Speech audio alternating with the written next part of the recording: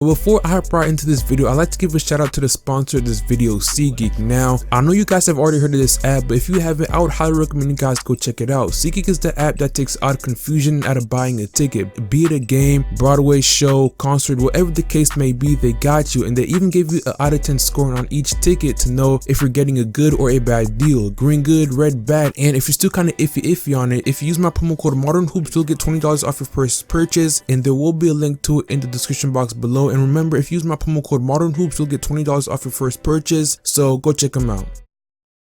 So first off, I'd like to give a special shout out to the homie Darwin on Twitter. If you guys are vibing with the new channel banner, I've been meaning to switch things up a bit. He's the one that made it for me, so I'd like to give a special thanks to him. He is also the one that made the thumbnail for this video and some graphics you will be seeing later on. He's a really talented graphics designer, so I'd highly recommend you guys go giving him a follow on Twitter and checking out some of his dope work. Appreciate it. So the other day, I made a video where I talked about the 4 biggest goals for Russell Westbrook next season in order for the Rockets to have success.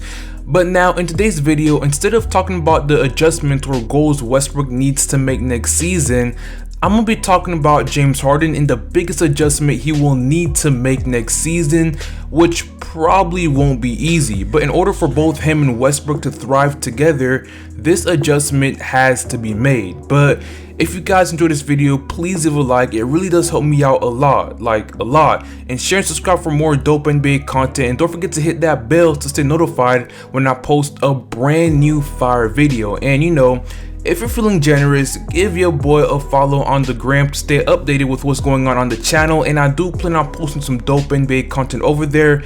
And you know, it's a great place to get to know me more personally. But ladies and gentlemen, all that out of the way, let's get right into this video.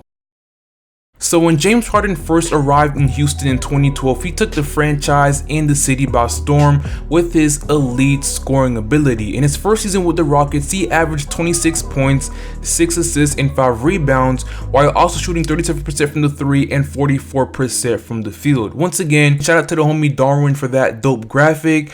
But he upped his scoring average 9 points from the season prior, which was his last season in OKC and his highest scoring season there when he averaged 17 points per game. But what's even crazier is that James Harden has managed to get better each and every single season since he came to Houston. He's a much improved passer, scorer, and yes, even a defender.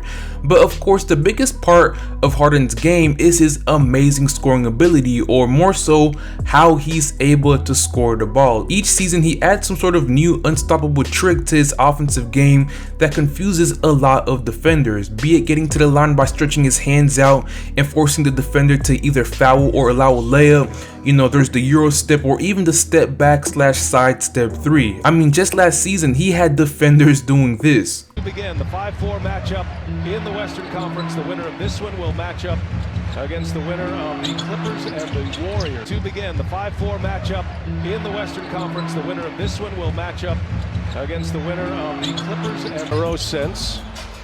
Get a couple of free throws as well. And the 3-pointers up and in.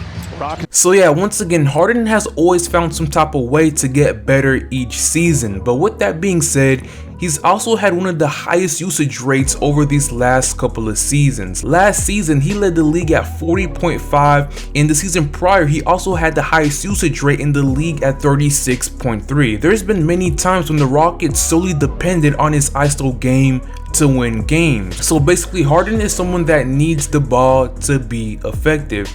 And now that Westbrook is in the mix, he's also an extremely ball dominant player, and having 2 extremely ball dominant players like that on one team isn't that great of an idea. Harden wasn't even a good off-ball player with Chris Paul, and now here comes Westbrook, who's once again an even more ball dominant player than CP3. But the only way James Harden can fix this is by becoming a better off-ball player, which might be difficult for him, but I will give him the benefit of the doubt because there's been many times when the Rockets needed him to be that ball dominant player to win games, and Harden has shown the ability that he's able to adjust his game for different situations.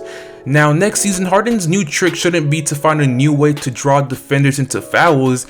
It should be cutting, backdoor cuts and running and things along those lines, kind of like what he had to do when he was on the Thunder. By doing this, he'll be able to get the most out of Westbrook, and it will also help both of them better coexist with each other and maximize both their strengths. I'm not saying Harden should completely stop his ISOs and give up the offense to Westbrook, because yeah, Harden does ISO a lot, but he's extremely good at it, like one of the best ever, and it seems to be really effective in the regular season. Trying to coexist with Westbrook will be one of the hardest challenges or tests for Harden next season. It will require a lot of patience, selflessness, discipline, but most importantly, the desire to win. Harden's been able to get better each season by adding some type of new trick to his game, but if he's able to add some type of off-ball, play to his game, there's no doubt in my mind that he can coexist with Westbrook. Also, mixed with the fact that the Rockets actually have shooters,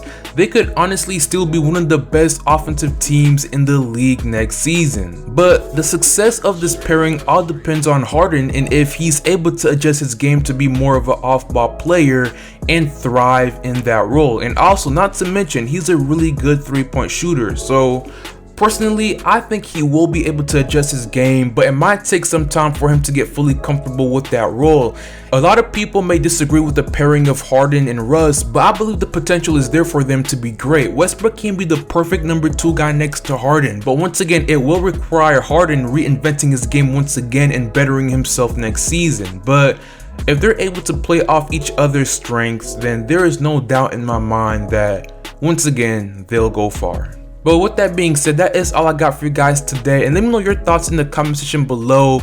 But if you enjoyed this video, please leave a like, share, and subscribe for more NBA content. Don't forget to hit that bell to stay notified when I post a brand new fire video. And once again, give your boy a follow on the gram, and don't forget to check out the homie Darwin on Twitter for his dope, graphics designs. But I hope you guys have an amazing day, and I'll see you all later. Peace. Big Jeezy got it locked, boy.